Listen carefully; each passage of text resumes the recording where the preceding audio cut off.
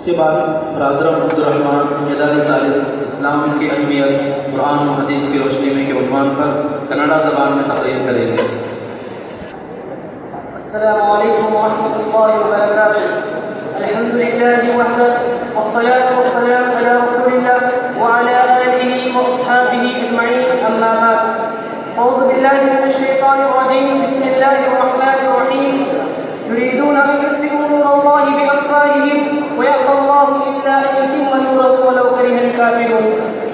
सन्मान्य अध्यक्षರೇ, ಜಾಮಿಯಾದ ಕಾರ್ಯದರ್ಶಿಗಳೇ, ಆತ್ಮೀಯ ಗುರುಗಳೇ ಹಾಗೂ ನನ್ನ ಸಹೋದರರು, ನನ್ನ ಭಾಷಣದ ವಿಷಯ ಇಸ್ಲಾಮಿಗೆ ಯಾಕಿಷ್ಟು ವಿರೋಧ. ಆತ್ಮೀಯ ಸಹೋದರರು, ಇಸ್ಲಾಂ ಧರ್ಮ ಸಂದೇಶವಾಹಕರಾದ ಮುಹಮ್ಮದ್ ಸಲ್ಲಲ್ಲಾಹು ಅಲೈಹಿ ವಸಲ್ಲಂ ರವರ ಕಾಲದಿಂದ ಇಂದಿನವರೆಗೂ ತುಂಬ ವೇಗವಾಗಿ ಹರಡುತ್ತಿದೆ. ಇಂದು ಪ್ರಪಂಚದಲ್ಲಿರುವ ಒಟ್ಟು ಜನಸಂಖ್ಯೆಯಲ್ಲಿ 1/4 ಭಾಗಕ್ಕಿಂತ ಹೆಚ್ಚು ಜನರು ಇಸ್ಲಾಂ ಅನುಸರಿಸುವರಿದ್ದಾರೆ ಎಂಬುದು ತಿಳಿದಿದೆ. ಆತ್ಮೀಯ ಸಹೋದರರೇ, ಇಸ್ಲಾಂ ಧರ್ಮವು ಜಗತ್ತಿನಲ್ಲಿ ಅತಿ ವೇಗವಾಗಿ ಹರಡಲು ಕಾರಣ ಇಸ್ಲಾಂ ಧರ್ಮವು ಬೋಧಿಸುವ ಏಕದೈವತ್ವ, ದೈವ ಸಹಭಾಗಿತ್ವದ ನಿಷೇಧ, ಸಮಾನತೆ, ಸ್ವರ್ಗದಲ್ಲಿ ಪ್ರವೇಶಿಸುವ ಆಸೆ, ನರಕ ಯಾತನೆಯ ಭಯ, ಬಡವರತೆ ಸ್ನೇಹ, ಪ್ರೀತಿ, ಕಾರುಣ್ಯ ಮತ್ತು ನೀತಿ ನಿಯಮಗಳಾಗಿವೆ. ಈ ವಿಷಯಗಳ ಕುರಿತು ಪವಿತ್ರ ಕುರ್ಆನ್ ಈ ರೀತಿ ಸಾರುತ್ತದೆ: ಯಾ ಅಯ್ಯುಹನ್ನಾಸು ಉಬ್ದುೂ ರಬ್ಬಕುಂ ಅಲ್ಲದೀ ಖಲಕಕುಂ ವಲ್ಲದೀನ ಮಿನ್ क़ब्लिकुम ಲಅಲ್ಲಕುಂ ತತ್ತಕೂನ್. ಓ ಮನುಷ್ಯರೇ, ನಿಮ್ಮನ್ನು ಮತ್ತು ನಿಮ್ಮ ಪೂರ್ವಿಕರನ್ನು ಸೃಷ್ಟಿಸಿರುವ ನಿಮ್ಮ ಪ್ರಭುವನ್ನು ಆರಾಧಿಸಿರಿ, ನೀವು ರಕ್ಷಣೆ ಹೊಂದಬಹುದು. ಮತ್ತು ಅಂತಿಮ ಸಂದೇಶವಾಹಕರ ಬಗ್ಗೆ ಪವಿತ್ರ ಕುರ್ಆನ್ ಹೇಳುತ್ತದೆ: ವಮಾ ಅರ್ಸಲ್ನಾಕ ಇಲ್ಲಾ ರಹ್ಮತನ್ ಲಿಲ್ ಆಲಮೀನ್. ಓ ಸಂದೇಶವಾಹಕರೇ, ನಮ್ಮನ್ನು ಇಡೀ ಲೋಕಕ್ಕೆ ಕರುಣೆಯಾಗಿ ನಿಯೋಜಿಸುತ್ತೇವೆ ಎಂದು ದೇವರು ತನ್ನ ಗ್ರಂಥದಲ್ಲಿ ಇಡೀ ಮನುಷ್ಯ ಕುಲಕ್ಕೆ ಅನುಗ್ರಹವೆಂದು ಹೇಳುತ್ತಾರೆ. ಮತ್ತು ಕುರ್ಆನ್ ಹೇಳುತ್ತದೆ: ಮನ್ ಕತಲ ನಫ್ಸನ್ ಬಿಗೈರಿ ನಫ್ಸಿನ್ ಔ ಫಸಾದಿನ್ ಫಿಲ್ ಅರ್ದ್ ಫಕಅನ್ನಮಾ ಕತಲ ಅನ್ನಾಸ ಜಮೀಅ. ಯಾರು ಒಬ್ಬ ಮನುಷ್ಯನನ್ನು ಅನ್ಯಾಯವಾಗಿ ಕೊಂದರೆ ಅವನು ಇಡೀ ಮನುಷ್ಯ ಕುಲಕ್ಕೆ ಕೊಂದಂತೆ ಎಂದು ಮುಗ್ಧ ಜನರನ್ನು ಕೊಲ್ಲುವ ಪ್ರವೃತ್ತಿಯನ್ನು ಪವಿತ್ರ ಕುರ್ಆನ್ ಖಂಡಿತವಾಗಿ ಖಂಡನೆ ಮಾಡುತ್ತದೆ. ಮತ್ತು ಈ ರೀತಿಯ ಪಾಪ ಕೃತ್ಯಗಳಿಗೆ ಅಂತಿಮ ದಿನದಲ್ಲಿ ನರಕದ ಯಾತನೆ ಇದೆ ಎಂಬುದಾಗಿ ಪವಿತ್ರ ಕುರ್ಆನ್ ಮತ್ತು ಸಂದೇಶವಾಹಕರ ವಚನಗಳಲ್ಲಿ ಎಚ್ಚರಿಕೆ ನೀಡಲಾಗಿದೆ.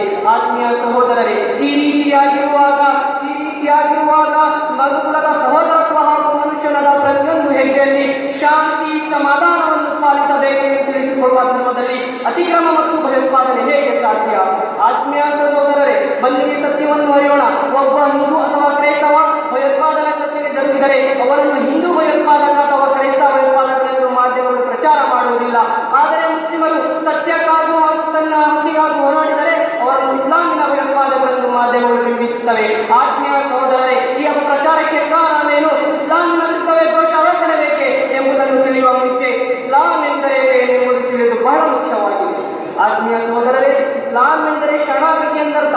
ಕರುಣೆ ತುಂಬಿದ, ಅಹಂಕಾರವಿಲ್ಲದ, ಕೋಮವಾದವಿಲ್ಲದ, ದುರ್ಗುಣಗಳಿಂದ ಮುಕ್ತವಾದ, ಮಹಾಪಾಪಗಳಿಲ್ಲದ, ಎತ್ತರ ಸೇವೆ ಮಾಡುವ ಹಾಗೂ ಜೀವನದ ಪ್ರತಿಯೊಂದು ಭಾಗದಲ್ಲಿ ಅಲ್ಲಾಹ್ ಹಾಗೂ ಅವರ ಸಂದೇಶವಾಹಕರಿಗೆ ಶರಣಾಗತರಾಗಿ ಜೀವಿಸುವ ಜೀವನದ ಹೆಸರೇ ಇಸ್ಲಾಂ ಎಂದಾಗಿದೆ. ಆತ್ಮೀಯ ಸಹೋದರರೇ, ಧರ್ಮವು ಪ್ರಚಲಿತವಾಗುವಾಗ ಅಧರ್ಮವನ್ನೇ ತಮ್ಮ ಜೀವನಾಧಾರವನ್ನಾಗಿ ಮಾಡಿಕೊಂಡವರು ಇದನ್ನು ಕೋಪವೇಶವಾಗಿ ಎದುರಿಸುತ್ತಾರೆ. ಅವರು ಇಸ್ಲಾಮಿನ ಪ್ರಚಾರವನ್ನು ತಡೆಯಲು ಒಟ್ಟಾಗಿ ಹೊರಟಿದ್ದಾರೆ. ಅದು ತಮ್ಮ ಹತೋಟಿಯಲ್ಲಿರುವ ಮಾಧ್ಯಮಗಳ ಶಕ್ತಿಗಳ ಮೂಲಕ ಮುಗ್ಧ ಜನರನ್ನು ಹೋಲಿಸಿಕೊಳ್ಳುವುದರ ಮೂಲಕ ಬಲವಂತವಾಗಿ ಅಪಪ್ರಚಾರವನ್ನು ಕೈಗೊಳ್ಳುತ್ತಾರೆ.